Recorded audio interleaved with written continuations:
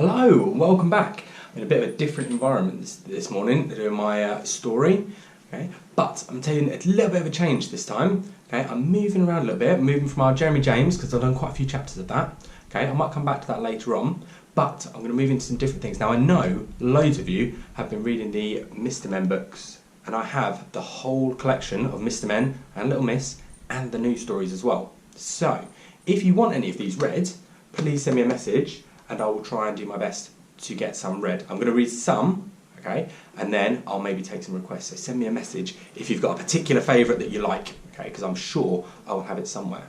I'm also going to drop in some other books who are written by an author called Beatrix Potter, and they're lovely books about different animals who live in the wild, but some of them can be a little bit naughty animals, as you might find out. Okay, so we're going to be changing it around with our stories a little bit to mix it up.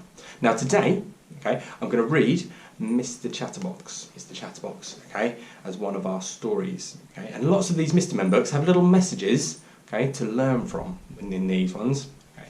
See if you can guess what's in this one here. Mr. Chatterbox was one of those people who simply couldn't stop talking. He used to talk to anybody and everybody about anything and everything, going on and on and on. There he is, talking to a little worm there, having his ear chewed. And on and on and on. And there he is. At night time, still with the worm, still asleep. And on and on and on.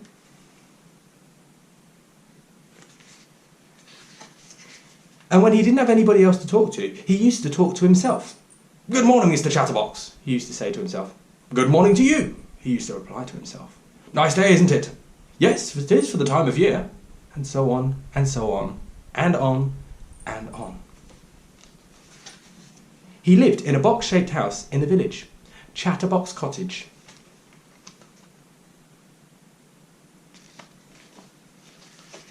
One morning, the postman arrived with a letter for him. "Morning, Mr. Chatterbox," said the postman. "Good morning to you, postman," replied Mr. Chatterbox. "Although, as I was saying to myself, only yesterday, or was it the day before? I forget. However, it's not quite so good a morning, in my opinion, but I might be wrong. Although I think, as I very often am, as it was the other day, Monday, I think, or was it perhaps Tuesday? But never mind, because it was quite a good morning, don't you agree?" "Yes, of course you do, because that's what you said to me in the first place." He went on and on all morning, and Mr. Postman was late delivering all his letters. And the poor postman having his ear chewed. That afternoon, Mr. Chatterbox went into the hat shop in the village. "Hello, Mr. Bowler," he said to the man who owned the hat shop. "Do you think, if it's possible, that I could buy, if it's not too expensive, but I'm sure it won't be, a new hat? Because you wouldn't believe it." "Yes, of course you would. But anyway, as I was saying, my present hat, the one on my head, as you can see, is getting, how can I put it, a little too old. Because I've had it for, let me see now. It must be, let's think, 10 years. No, I tell a lie. It can't be that old. Or can it? Well, yes, it could be. But on the other hand..."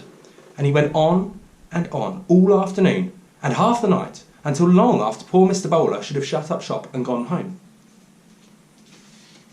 Eventually, when Mr. Bowler managed to get a word in edgeways, or was it sideways, he promised to order a new hat for Mr. Chatterbox. And then he pushed Mr. Chatterbox out of his shop, still talking of course, and went home for his supper, which was cold, because Mrs. Bowler had cooked it for him hours ago. And while he ate, he thought. Exactly 1 week later, the new hat for Mr. Chatterbox arrived, in a smart red hat box. The postman delivered it to Mr. Bowler's shop. "At last," said Mr. Bowler, heaving a sigh of relief, "I think this hat is going to be the answer to the problem of Mr. Chatterbox talking so much." "I wish it could be," said the postman, "but how can it?" "Because," replied Mr. Bowler, "this hat is a magic hat." "Oh," replied the postman, who didn't quite understand. There is the delivery of the new hat. That same afternoon, Mr. Bowler took the new hat round to Chatterbox Cottage. "Oh, goody," said Mr. Chatterbox, seizing the hat box and opening it. "It's my new hat, my lovely new hat. I couldn't wait for it to arrive. In fact, I got up early this morning because, aren't I silly, I just knew, I don't know how, but I really knew, you know, that today would be the day. I don't know how I knew, but I knew, and it is. And here's my hat. And oh, isn't it beautiful? I can't wait to try it on. Oh, I do hope it suits me. Do you think it will? Yes, of course you do. And why don't you try it on? Said Mr. Bowler, grinning. Try it on? Yes, of course I must try it on. How silly of me to stand here chattering when I haven't tried it on yet. Yes, I will, absolutely, definitely try it on straight away. Because as I said, it's silly just to talk about trying it on and then not try it on, isn't it? And so he took the hat out of the hat box and put it on. It was a beautiful hat. And there it is, all sparkling in the morning sunshine. He looks very pleased with himself. I say, he said, I must say, yes, I really must, that this hat, yes, it really is, to say the least, one of the better hats that I have seen in my life. And in my life, I must say, I have seen some hats. And furthermore, but while he was talking, a funny thing was happening. The more words that came out of Mr. Chatterbox's mouth, the larger his hat became. The more Mr. Chatterbox talked, the more the hat grew and grew. As you can see, it's already starting to get quite large. Mr. Chatterbox kept on talking, and the hat kept on growing. I can't see anything, he said. One moment I was standing here looking at my new hat in the mirror, and now all of a sudden, without any warning, taking me all unawares, just like that, the hat grew down to his feet, and Mr. Chatterbox stopped talking. Unbelievable.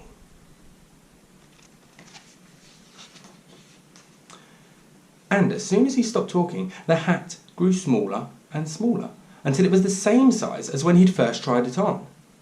Mr. Bowler had gone when Mr. Chatterbox couldn't see him, and now he was walking back to his shop. My special magic hat really works, he chuckled.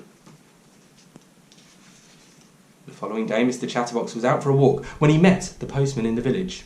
Bet the postman was looking forward to that. Hello, postman, he said. I say, do you like my new hat? Have you ever seen such a fine hat? I'm sure you never have. What a hat! And... But you know what was happening, don't you? The hat grew and grew the more Mr. Chatterbox talked. Now I know what Mr. Bowler meant by a magic hat, chuckled the postman, and he went on his way, leaving poor Mr. Chatterbox speechless. He thought, thinking, not talking, thinking.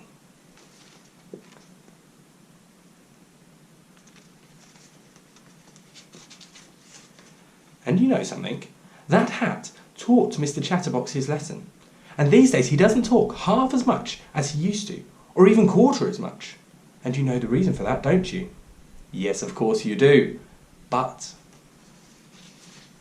keep it under your hat. Oh, a lovely story. And a little message there about thinking. Okay, sometimes we can all solve lots of different things by thinking about the problem and breaking it down. Okay. I hope you enjoyed that. I'll be back with another one tomorrow. Take care.